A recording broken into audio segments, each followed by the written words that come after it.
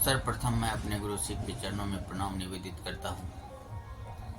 साहेब हरिद्रानंद दीदी नीलम आनंद के चरणों में प्रणाम निवेदित करता हूँ। अपने सीनियर संजय कुमार यादव के चरणों में प्रणाम निवेदित करता हूँ। मेरे गुरु शिव की समक्ष उपस्थित दृश्य अदृश्य सभी गुरु भाई गुरु बहना के चरणों में शिव से मनोज का प्रणाम स्वीकार हो। आज शिव गुरु परिचर्चा के प्रसंग में जो विचार लाए गए हैं वह है शिव का चेला शिव ही बनेगा। यह छोटा सा वाक्य आप सबों के समक्ष मैं अपने गुरु के आदेशित विश्लेषित करना चाह रहा हूं, ताकि आप गुरु भाई गुरु बहना शिव शिष्य के रूप में भी अवगत हों किस तरह शिव का चेला शिव ही बनेगा। जैसा कि आप सबों को ज्ञात है, हम सब गुरु भाई गुरु बहना तथा अन्य सजीवता का बोध कराने वाले सभी जीव में उपस्थित वह ब्रह्मांडीय ऊर्जा जो उसे सजीवता का बोध दिलाता है वह ही शिव है। हम सबों के बीच परमात्मा के रूप में परमात्मा के अंश आत्मा के रूप में उपस्थित है। यह आत्म शिव को जिन गुरु भाई गुरु बहना को बोध है वह सचमुच में शिव का शिष्य है। यहाँ वाक्य है शिव का चेला शिव ही बनेगा। चेला की कहते हैं किसे? प्रायः हम लोग लोकाचारी भाषा में यह जानते हैं, एक लकड़ी का टुकड़ा पर सैकड़ों बार लोहे का कुल्हाड़ी से चोट किया जाता है, उसका टुकड़ा टुकड़ा कर करके एक छोटा छोटा अंश बना लिया जाता है और वह लकड़ी का टुकड़ा नहीं कहलाता है, वह कहलाता है चेला, जो 100 बार कुल्हाड़ी की चोट खा करके अब लकड़ी से चेला बन चुका है और उस चेला से अग्नि प्रज्वलित कर विविध प्रकार के लाभ लेते हैं मानव जीवन में। तो यहाँ पर कहने का भाव था, जो शिव का चेला होगा यानी शिव का चेला शिव ही बनेगा। अपने भीतर बैठे हुए आत्म शिव की उपस्थिति को जिन गुरु भाई गुरु बहना को यह बोध है कि मैं शिव का शिष्य हूं, वह अपने भीतर बैठे हुए आत्म शिव के अभिप्रेरित आदेश को अपने जीवन में अनुपालन करेगा। और यह हमेशा याद रखना है हम गुरु भाई गुरु बहना को, यह आत्म शिव का आदेश आपके लिए अनुपालन के लिए है। अगर आप उनकी उल्लंघन करते हैं, आदेश की अवमानना करते हैं, तो अपने गुरु की आदेश की अवमानना करते हैं। अगर आप सचमुच में चेला हैं और आपका गुरु शिव है, तो गुरु के सम्मान में गुरु के अभिप्रेरित आदेश का अनुपालन आपको सचमुच में वह शिष्य बनाता है। शिष्य का ही पर्यायवाची है चेला। जिसे अंग्रेजी में पुपिल भी कहते हैं, जो अपने गुरु द्वारा विभिन्न परिस्थितियों में विभिन्न प्रकार की कष्टों को जो परीक्षा के रूप में उनसे ली जाती है, विविध देश काल परिस्थिति में उसे तपाया जाता है।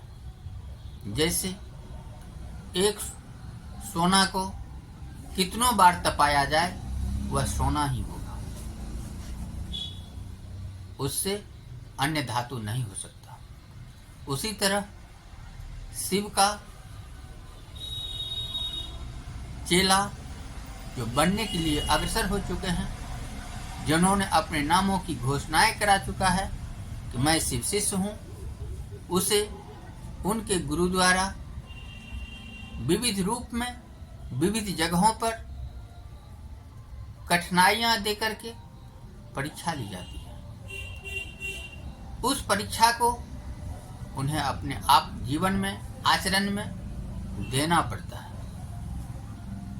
अगर उस परीक्षा में आप सफल हैं तो सचमुच आप शिव शिष्यता की ओर कदम बढ़ा चुके हैं। यह आपको अनुभव कैसे होगा कि आप परीक्षा दे रहे हैं? हम सब जानते हैं कि हमारे गुरु शिव अपने लिए न्यूनतम आवश्यकताओं की पूर्ति करते हुए इस संसार में साकार रूप में दर्शन देते हैं। न्यूनतम आवश्यकता की पूर्ति उनके लिए, जबकि संसार के लिए वह महादानी के रूप में जाने जा रहे हैं, जो दूसरे को देने में, देवी देवताओं को देने में वह समर्थवान है। उस देवादिदेव महादेव जो हम शिव के रूप में, पर्याय के रूप में जानते हैं, उनसे मांगते हैं, वे सबको देते हैं, ऐसी धारणाएं हैं हम सबों में।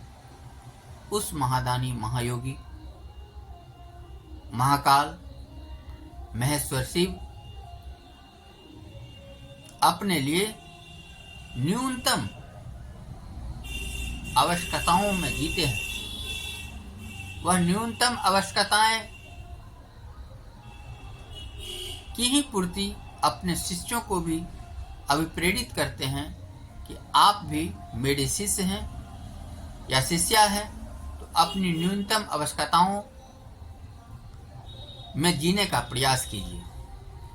अगर ऐसी लालसाएं हैं, मन में आकांक्षाएं हैं कि लौकिक जगत के बहुत सारे सुख को पावें, लौकिक जगत के भोग को भोगें, उसके लिए भी स्वतंत्रता है, लेकिन परिणाम आप तक आएगा।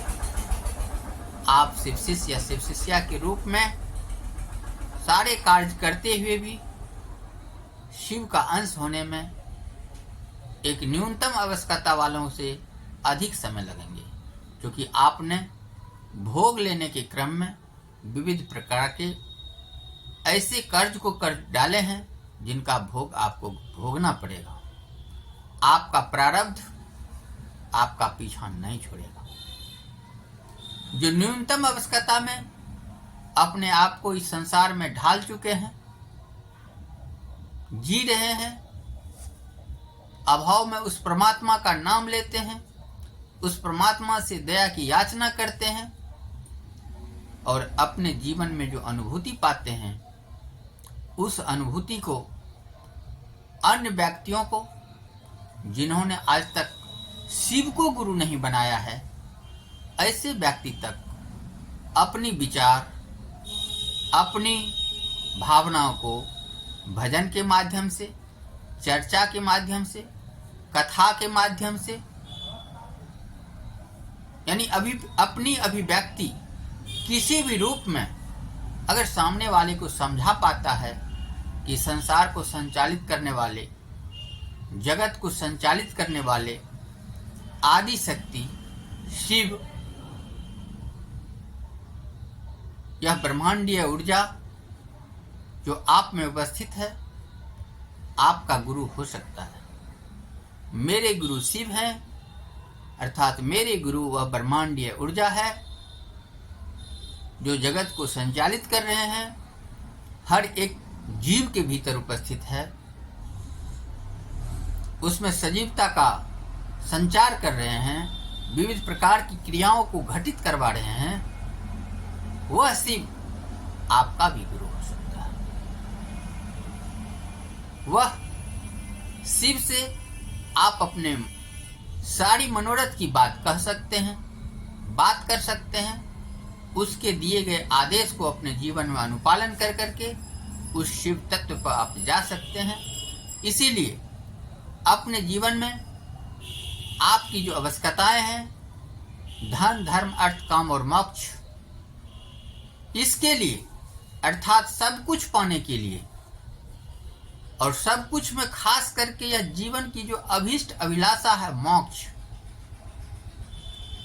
इस मोक्ष के लिए आध्यात्मिक ज्ञान की जो जरूरत है, इस आध्यात्मिक ज्ञान को पाने के लिए आप शिव को गुरु बना सकते हैं। और शिव को गुरु बनाने के लिए आपको भी 3 सूत्र का अपने जीवन में अनुपालन करना होगा। चाहे वह संसार के विविध किसी भी प्रदेश के व्यक्ति हों, जिसे यह मानव के रूप में समझ है कि मैं मानव हूं, हर जीव शिव का अंश है, उस व्यक्ति तक अपनी विचार शिष्य या शिष्या के रूप में पहुंचा रहे हैं, उनके विचारों को परिमार्जित कर रहे हैं, उस शिव तत्व तक जोड़ने के लिए शिव के लिए अभिप्रेरित कर रहे हैं, अर्थात चेला का कार्य कर रहे हैं। ऐसे व्यक्तियों में उस महेश्वर शिव की दया से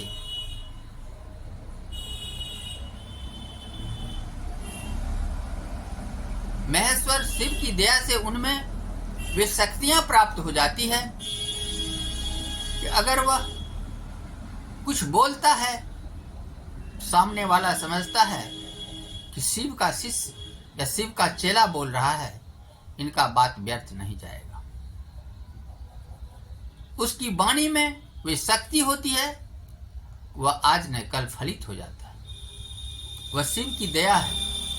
अगर सचमुच में आप चेला का कार्य करते हैं तो आपको इस जगत में, चाहे हमारे बीच जो अवस्था चल रही है, कलयुग की दशा चल रही है, इसमें भी आपकी वह बात सत्य होगी। क्योंकि इस विषयांतर के में एक वाक्य यह मान लें कि यह कलयुग के बाद जो सतयुग आने वाला है, उसका जो बीजारोपण होता है वह हो चुका है। और हम सब अपने अपने मॉरलिटी के आधार पर यह समझ रहे हैं कि मैं कर रहा हूं किसके लिए, मुझे जाना कहां है। जिस शिव ने जिस कार्य के लिए मुझे इस संसार में भेजा है,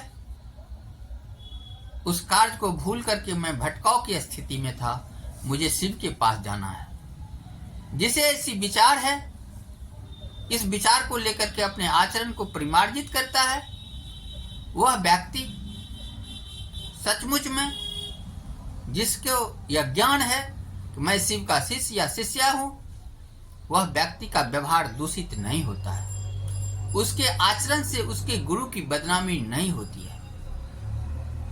इस प्रकार इस धरातल पर चलता फिरता साकार रूप में वह शिष्य या शिष्या ही नहीं, अगर सूक्ष्म जगत की बात की जाए तो वह सूक्ष्म अंश में उस गुरु की दया से इस शरीर को लेकर के इस संसार में जो तथाकथित लोक है, वह किसी भी लोक में पहुंच करके शिव का कार्य करते हैं। इसीलिए मैं विषयांतर नहीं होना चाहता।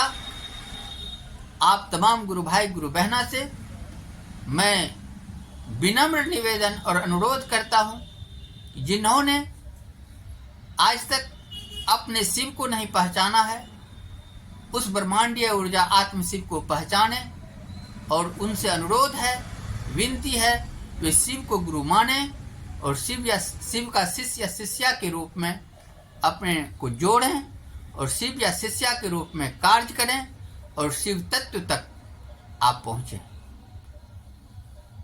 इस तरह आप लोग जान चुके हैं कि शिव का चेला शिव ही बनेगा, अर्थात आपका हर आचरण दूसरे के लिए शिवमय जैसा है, कल्याणकारी है।